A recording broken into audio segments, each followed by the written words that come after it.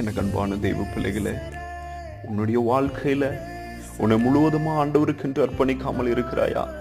நான் வேதம் வாசிக்கிறேன், ஆலயத்திற்கு செல்லுகிறேன், ஆனாலும் என்னை இயேசு கிறிஸ்துவுக்கென்று முழுமையாய் என்னை கொடுக்க முடியவில்லை.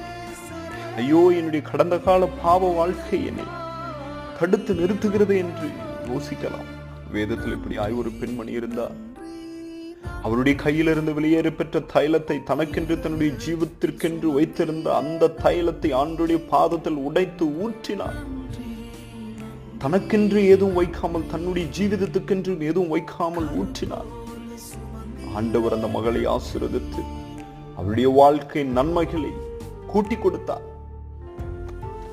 ஆம் பிரியமான தெய்வ பிள்ளையே, உங்களுடைய வாழ்க்கையில் நீங்கள் முழுமையாய் ஆண்டவருடைய பாதத்தில் உங்களை சமர்ப்பியுங்கள். ஆண்டவர் உங்களையும் எடுத்து பயன்படுத்துவார். நிச்சயம் உங்களை பயன்படுத்துவார். உங்களை கைவிட மாட்டார்.